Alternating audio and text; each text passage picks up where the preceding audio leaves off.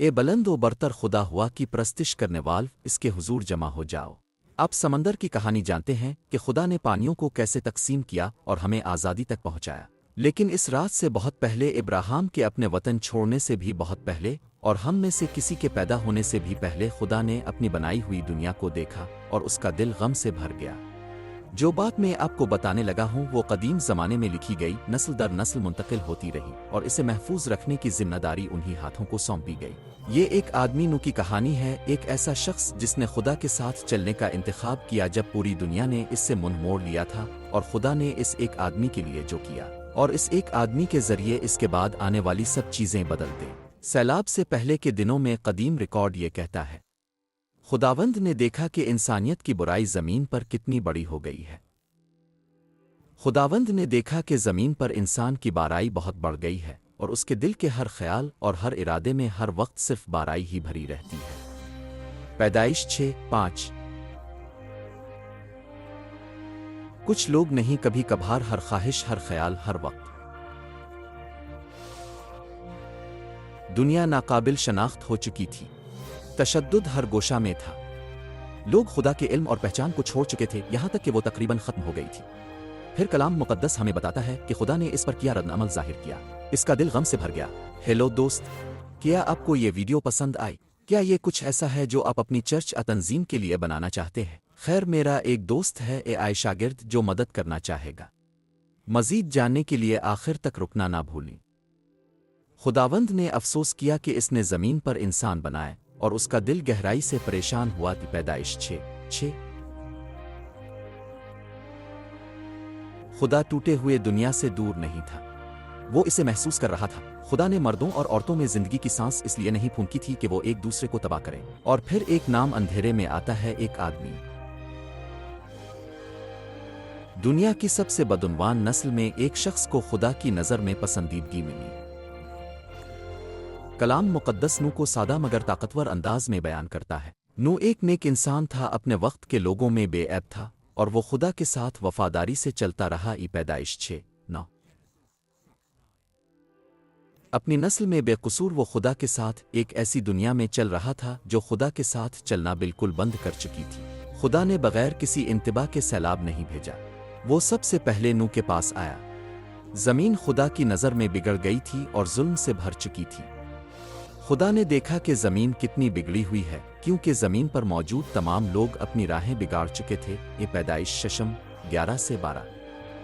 تب خدا نے نو کو کشتی بنانے کا منصوبہ بتایا۔ اپنے لیے سنوبر کی لکڑی سے ایک کشتی بنا، اس میں کمرے بنانا اور اسے اندر اور باہر راز سے اچھی طرح لیپ دینا۔ پیدائش 6:14۔ اس میں کمرے بنانا اور اسے اندر اور باہر راز سے اچھی طرح لیپ دینا۔ پیدائش 6:14۔ اس کی پیمائشیں بالکل مقرر تھیں، 300 ہاتھ لمبے، تقریباً 1.5 فٹ بال میدانوں کی لمبائی، 50 کیوبٹ چوڑا، 30 کیوبٹ اونچا، 3 منزلہ۔ پیدائش 6:15۔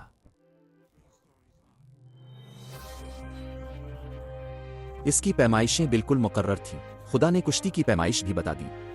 اس کی لمبائی 300 ہاتھ یعنی تقریباً 1.5 فٹ بال کے میدان کے برابر تھی۔ اس کی چوڑائی 50 ہاتھ، اونچائی 30 ہاتھ تھی اور وہ 3 منزلوں پر مشتمل تھی۔ پیدائش 6:15۔ نو جہاں کھڑا تھا وہاں نہ کوئی سمندر تھا، نہ سیلاب کا کوئی نشان اور نہ ہی کسی افق پر بارش دکھائی دیتی تھی۔ پھر بھی خدا نے فرمایا، کشتی بناؤ، اور نو نے وہ سب کچھ کیا جو خدا نے اسے حکم دیا تھا۔ پیدائش 6:22۔ کلام مقدس کا یہ ایک نہایت طاقتور بیان ہے۔ نو نے اس بارے میں نہیں سوچا، نہ نو نے اشارے کا انتظار کیا۔ اس نے پہلی بادل کے آنے سے پہلے ایمان کے ساتھ کشتی بنائی تھی۔ جب وقت آیا خدا نے دوبارہ بات کی، کشتی میں جاؤ تم اور تمہارا پورا خاندان، کیونکہ میں نے تمہیں اس نسل میں راست باز پایا ہے۔ پیدائش 7:1۔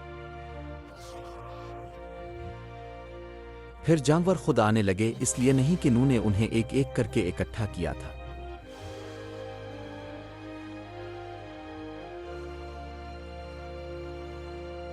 خدا نے خود انہیں نو کے پاس بھیجا، ہر پاک جانور کے ساتھ جوڑے اور ہر ناپاک جانور کا ایک جوڑا۔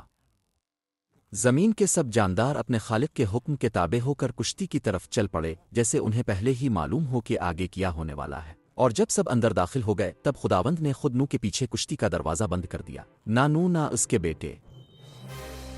خدا نے دروازہ بند کر دیا، خدا نے خود کشتی کا دروازہ بند کر دیا۔ 7 دن کی خاموشی چھا گئی۔ پہلا قطرہ گرنے سے 7 دن پہلے، 7 دن بعد اسی دن زمین کی گہرائیوں کے سب چشمے پھوٹ پڑے اور آسمان کے دریچے کھل گئے۔ یہ صرف بارش نہیں تھی، خود گہرائی ٹوٹ گئی، آسمان خود پھٹ گیا، نیچے سے پانی اوپر سے پانی سب ایک ساتھ، اور زمین پر 40 دن اور 40 راتیں بارش ہوئی۔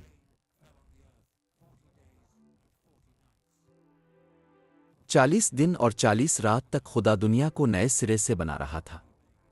کشتی کے باہر سب کچھ بہہ رہا تھا، کشتی کے اندر ایک خاندان جانور اور خدا کا وعدہ۔ پانی زمین پر 150 دن 5 ماہ تک غالب رہا۔ 5 مہینے پانی نے زمین کو ڈھانپ لیا۔ 5 مہینوں تک نوح اور اس کا خاندان کشتی کے اندر رہے۔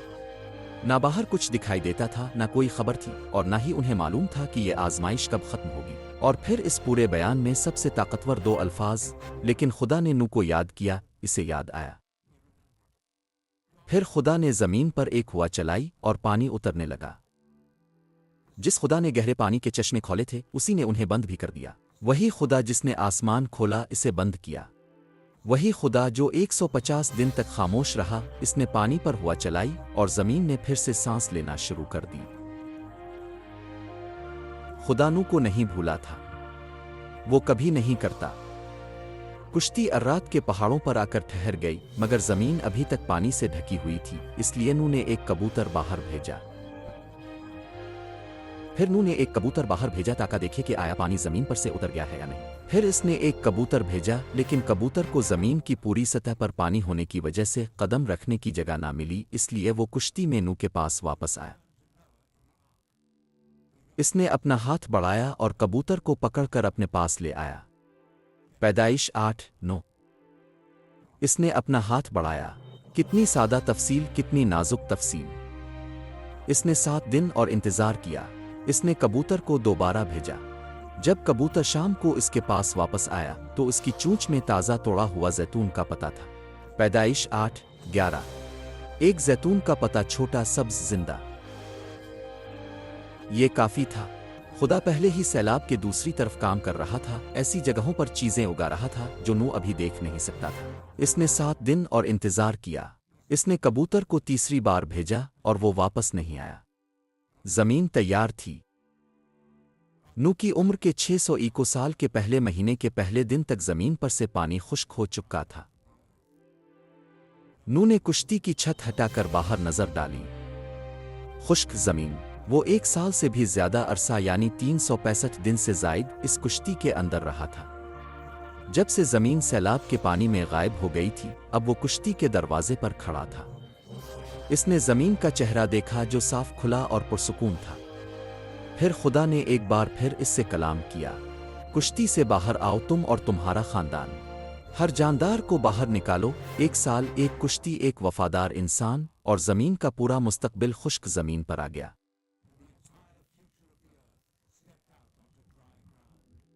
جب نوح کے قدم زمین پر پڑے تو اس نے سب سے پہلے نہ زمین کا جائزہ لیا، نہ یہ سوچا کہ کہاں گھر بنائے، اور نہ ہی یہ گننا شروع کیا کہ وہ کن کن مصیبتوں سے بچ کر آیا تھا۔ نوح نے سب سے پہلے ایک قربان گاہ بنائی۔ پھر نوح نے خداوند کے لیے ایک قربان گاہ بنائی اور تمام صاف جانوروں اور صاف پرندوں میں سے کچھ لے کر اس پر جلانے کی قربانیاں قربان کیں۔